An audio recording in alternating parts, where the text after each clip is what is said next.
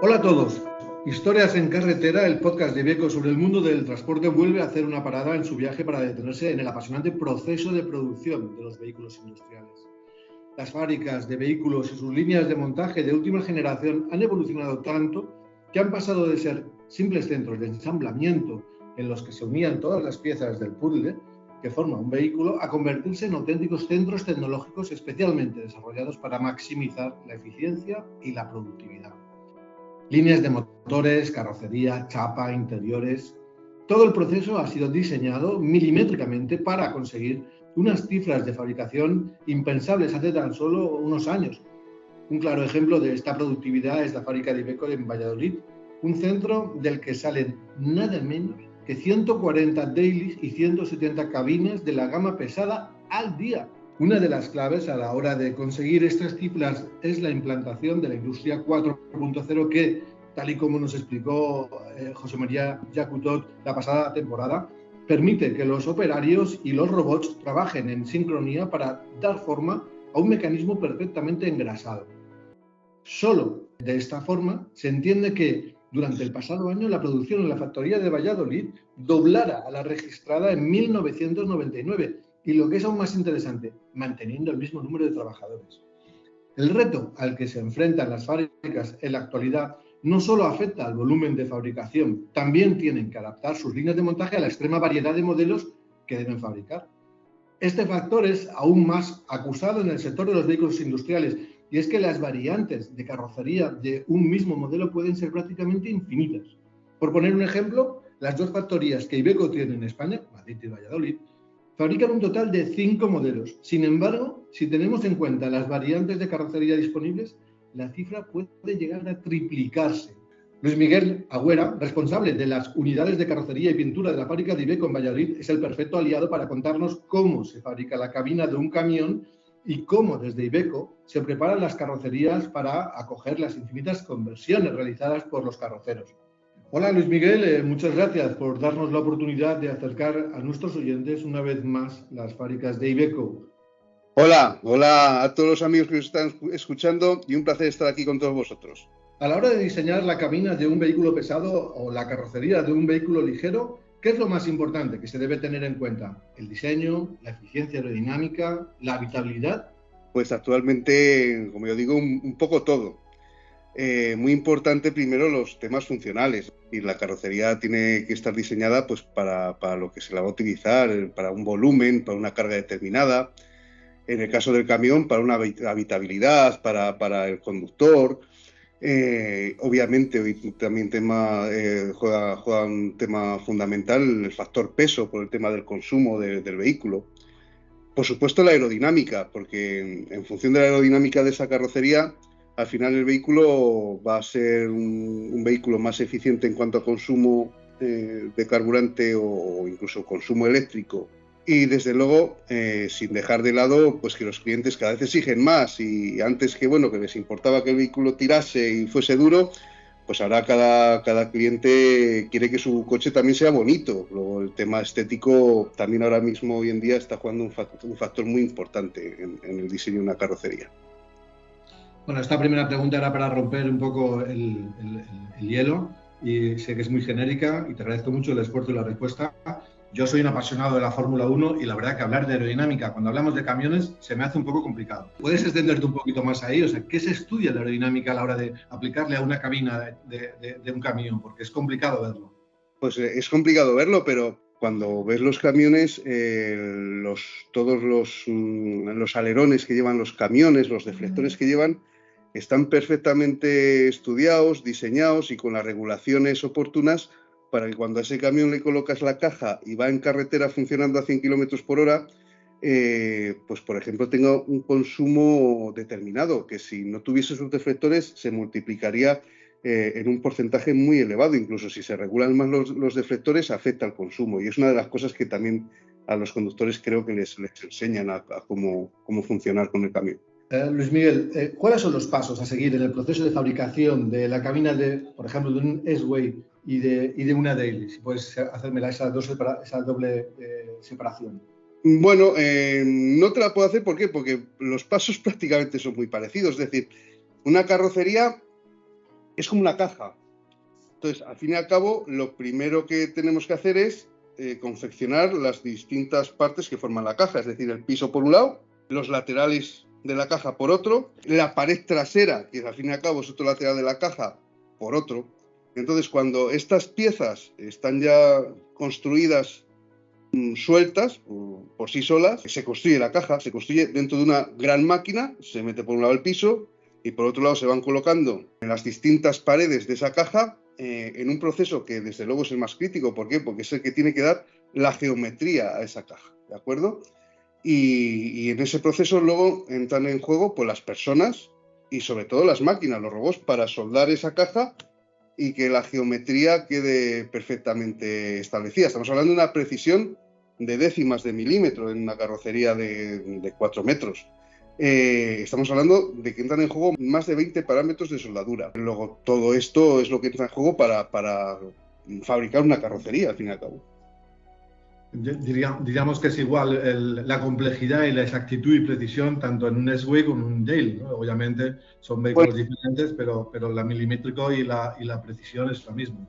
Entonces, cada uno tiene su peculiaridad, es decir, el Daily, pues la peculiaridad es que es una carrocería que en el caso del furgón es larga, ¿de acuerdo? El Heavy no es larga, pero también es alta, es decir, las dimensiones de carrocería que estamos hablando son considerables, no es un utilitario. Oye, sé que esto es complicado, pero ¿podrías decirme cuántas piezas compone la cabina por ejemplo, de un Iveco S-Way? Sí, aproximadamente un Iveco S-Way estamos hablando de media, porque bueno, depende, como bien decías, depende del modelo de la carrocería, pero de media unas 140 piezas. ¿Y de una Daily? Y de una Daily estamos hablando de unas 150 piezas. En cuanto a carrocería se refiere, no estoy hablando de guarnecidos, de volantes, no, solo lo que es la chapa. Bueno, el proceso de soldadura es uno de los puntos clave a la hora de conformar el esqueleto de una carrocería. ¿Cuántos puntos hay que aplicar para unir todas las piezas del puzzle? Bueno, pues para unir todas estas piezas de estos dos puzzles, si hablamos, por ejemplo, del Daily, estamos hablando que para unir todas las piezas estamos aplicando un poquito más de 2.000 puntos de soldadura, 2.010 puntos de soldadura por cada carrocería. En el caso del S-Way, para cada una de las carrocerías estamos aplicando unos 2.400 puntos de soldadura por cada una de las carrocerías que fabricamos.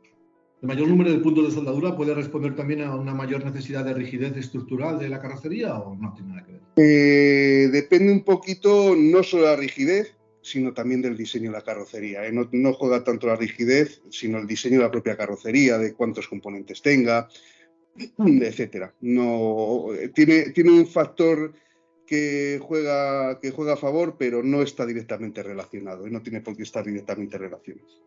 Una cosa que me interesa mucho, ¿cuántas personas participan en la fabricación de la cabina de un S-Way? En la fábrica de Valladolid, para fabricar la carrocería en carrocerías y pintura, es decir, desde que empezamos con la primera pieza en chapa hasta que pintamos la cabina y la terminamos, estamos hablando que entran en juego unas 240 personas a 3 turnos.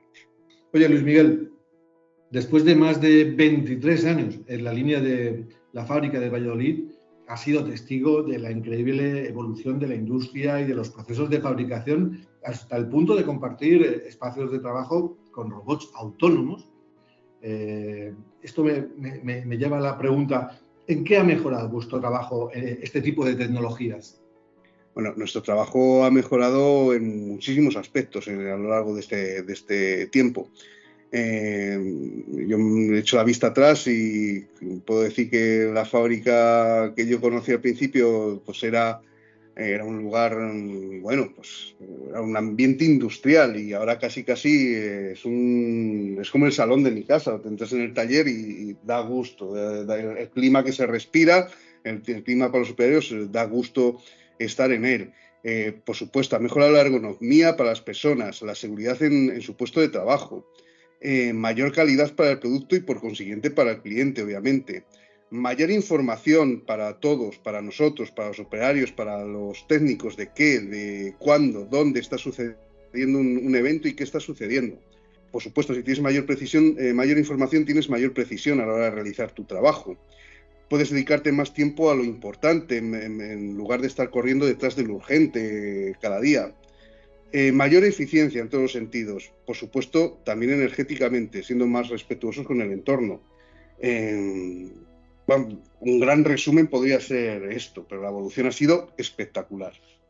Yo quería escuchártelo a ti, pero la verdad que he tenido la suerte también de verlo a lo largo de los años y hoy en día, cuando se os va a ver desde ese cristal que nos dejan veros para no interrumpir vuestro trabajo, casi parece un quirófano. La verdad que es muy impresionante y muy satisfactorio. Una pregunta que tengo también es con respecto al tiempo. ¿Cuánto tiempo pasa entre que se empieza a ensamblar la cabina, entiendo las primeras piezas de chapa, y cuánto tiempo pasa entre que empecéis ese trabajo y sale de la línea completamente terminada, o sea, para salir circulando? Desde que empezamos a ensamblar la carrocería como tal, en la unidad de carrocerías, con esas primeras piezas de chapa, como bien dices, hasta que sale pintada hacia Madrid, es decir, el tiempo en Valladolid, hasta que ya sale acabada, pintada, para que en Madrid empiece a montarla, sus guarnecidos, etcétera, aproximadamente de media estamos hablando de unas 16 horas. 16 horas y está prácticamente hecho, porque como tú dices, la mayoría es el acabado final, lo que es el ensamblado, bueno, luego ya todo lo demás, ¿no? La parte mecánica y demás, pero impresionante.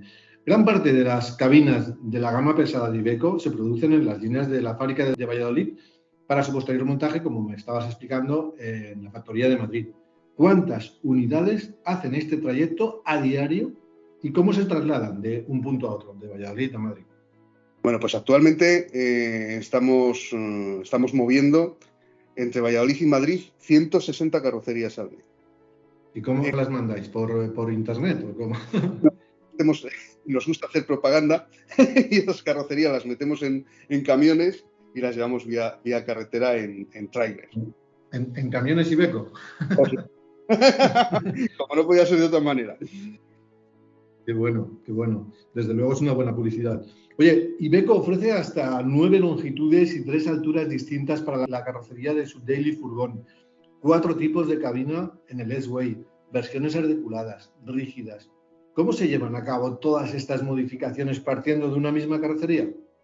Bueno, lo que es la carrocería, porque luego hay distintos modelos de carrocería y luego, como bien dices, distintos modelos de vehículos, si son articulados o rígidos. Por lo que a mí respecta en lo que a la carrocería, a las distintas versiones de carrocería estamos ofreciendo, ¿cómo se llevan a cabo estas modificaciones? No es que se lleven a cabo modificaciones, decimos que la carrocería está diseñada modularmente. Entonces, en función de la dimensión final de la carrocería del vehículo, se le van añadiendo paneles a esa configuración inicial en el primer tramo, le vas añadiendo los diferentes paneles para que al final tenga la dimensión y la configuración deseada para el vehículo final. No es que partas de una carrocería y luego la modifiques, no. Desde el minuto 1 la carrocería ya va fabricada para esa dimensión final. Además, entiendo que eso responde ya a una planificación que viene de la parte comercial, ¿no? Directamente son camiones que se han pedido así y le estáis fabricando al cliente lo que demanda. Por supuesto, sí, desde luego. Oye, ya han pasado 4 años desde que el buque insignia de Iveco, el S-Way, sustituyera al incombustible Stralis, un modelo que a día de hoy sigue demostrando su robustez y fiabilidad en nuestras carreteras. ¿Cómo se adaptan las líneas de fabricación a estas evoluciones? Pues las líneas se adaptan a estas evoluciones en paradas productivas determinadas, en vacaciones, etcétera, y ahí es donde aplicamos las diferentes modificaciones necesarias para adaptar los procesos a los nuevos modelos. Esto, que es así fácil de decir, requiere horas de reunión y trabajo de preparación de los diferentes departamentos de ingeniería, tecnología, logística, calidad, mantenimiento, desde la fase de concepción de las modificaciones de la línea hasta su implantación y comienzo de fabricación del modelo en cuestión, y desde luego con una fuerte coordinación de todos estos departamentos para en ese momento de parada aplicar las modificaciones y que luego el día 1 de arranque, después de las vacaciones o después de la parada correspondiente, eso esté a plena producción. Vale, pues esa creo que era mi siguiente pregunta. O sea que mi siguiente pregunta era si se hacía de forma paulatina o llegaran a convivir ambos modelos, ¿no? El que va a ser sustituido y el nuevo. No, las modificaciones se realizan en la línea, pero la cosa es que yo realice la modificación y que después esa línea no pueda seguir fabricando el viejo. Normalmente lo que se hace es de forma paulatina, es decir, yo hago la modificación a la línea en diferentes paradas, ¿vale? Para que en el minuto 1 pueda empezar a fabricar un modelo, pero también el otro. y luego voy apagando un modelo y dando ramp up al modelo nuevo. Eso es como normalmente se está haciendo, se hace en Iveco. Incluso conviven meses los mismos modelos. Pues me parece espectacular y no imaginaba algo así. Me parece que debe ser un caos, ¿no? Tener que tener en la línea de producción un modelo que va a ser sustituido con uno nuevo, con todo lo que ello implica. Bueno, mi enhorabuena, porque eso no lo sabía y la verdad que me parece de una flexibilidad y de una eficacia espectacular. Sí, la flexibilidad es una de las características de hoy en día para ser competitivos, y en ese sentido sí, lo tenemos asumido y desde luego está integrado en el modelo productivo y lo gestionamos obviamente en nuestro día a día. No son pocas las ediciones limitadas que hemos visto con el Iveco S-Way como punto de partida. La edición para celebrar el 75 aniversario de la mítica Pegaso o el Turbo Star son los últimos ejemplos que nos vienen a la cabeza. Estas versiones cuentan con logotipos específicos, kit de carrocería, iluminación o llamativos colores para su carrocería. ¿Cómo gestionáis este tipo de tiradas, ¿no? De series limitadas? Bueno, pues esto se gestiona como un opcional más, es decir, igual que dentro del opcional puede tener, imagínate, algo muy banal, climatizador o no climatizador, pues un opcional puede ser, quiero el acabado Turbostar. Entonces, dentro de ese opcional, el coche está perfectamente configurado, logística trae las piezas para esos opcionales, y cuando entra el coche, los procesos están adaptados y se instala o se fabrica con ese opcional, que en este caso puede ser acabado Turbostar. Pues acabado Turbostar, que lleva un color distinto, pues cuando llega a pintura esa carrocería se ve que tiene ese opcional y se pinta de ese color distinto. Una pregunta, tú que estás al pie de la línea de producción, ¿esto es una satisfacción para ti o es un rompecocos? Pues es una de las complicaciones que tiene nuestro proceso, pero que gracias a Dios en eso obviamente Iveco es experta. ¿Por qué es experta? Porque nosotros, por las características de nuestros vehículos, pues imagínate la cantidad de opcionales que tenemos. No es como un turismo que, bueno, tiene los opcionales que tiene. Nosotros tenemos infinidad de opcionales y gracias a Dios nuestros procesos están adaptados para poder gestionar ese número de opcionales. O sea, Sí, que al final también es la satisfacción del cliente, ¿no? Eso es muy importante.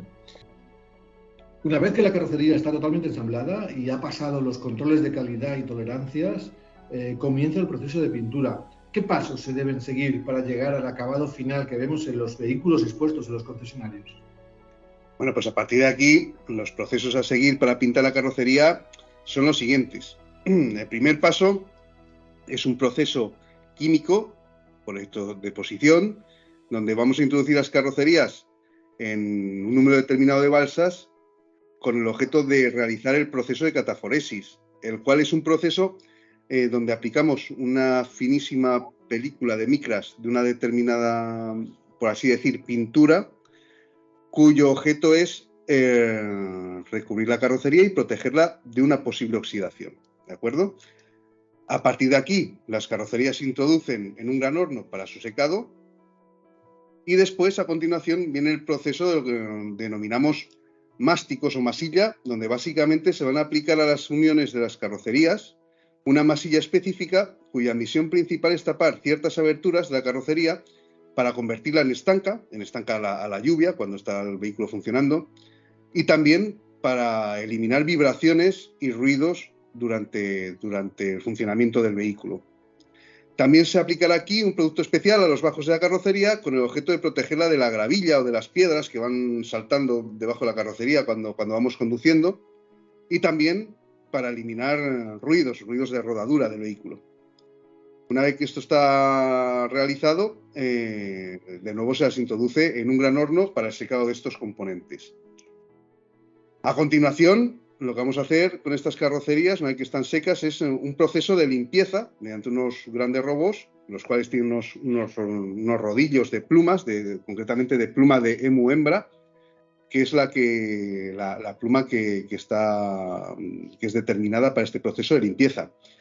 Teniendo así ya la carrocería preparada para su fase de pintado, donde se le va a realizar un pintado con pintura electrostática, finísimamente pulverizada, y cuya capa se mide sobre la carrocería en micras, ¿de acuerdo? Como anécdota os puedo decir que pintamos más de 350 colores distintos en Valladolid a lo largo del año, ¿de acuerdo? Una vez que está pintada, de nuevo se las introduce en otro gran horno para su secado final. A partir de aquí, el último paso a realizar es la inspección final y, en el caso del S-Way, la colocación de las pegatinas estéticas que lleva en los laterales y en las puertas, unas pegatinas negras, ¿de acuerdo? Y una vez que esto está realizado, se da por concluido el proceso. La carrocería está lista o bien para ensamblar el daily y el montaje, o el S-Way para su envío a Madrid. Con esto acabaría el proceso. Qué barbaridad. Yo, hombre, tenía claro que no era tan fácil como coger un spray y darle un brochazo, pero la verdad que con lo que me has contado, no sé, yo creo que esto es casi el proceso más difícil. Parece más fácil construir la carrocería que pintarla. Cada una tiene su naturaleza y su complicación. Cada una tiene lo suyo. Menudo trabajazo. Luis Miguel, ha sido un auténtico placer para todos escucharte y sobre todo conocer cómo es el proceso de fabricación de las cabinas y carrocerías de la gama de vehículos industriales de Iveco. Gracias a ti comprendemos un poco mejor el proceso que hay detrás de lo que vemos cada vez que nos cruzamos con un Iveco en la carretera. Y la verdad que es muy impresionante. Muchísimas gracias por tu tiempo. Gracias a vosotros. Gracias a vosotros. Bueno, ha sido súper interesante y, por supuesto, a todos nuestros oyentes, una vez más, gracias por estar ahí. Nos vemos en el siguiente capítulo de Historias en Carretera, el podcast sobre el mundo del transporte de Iveco España.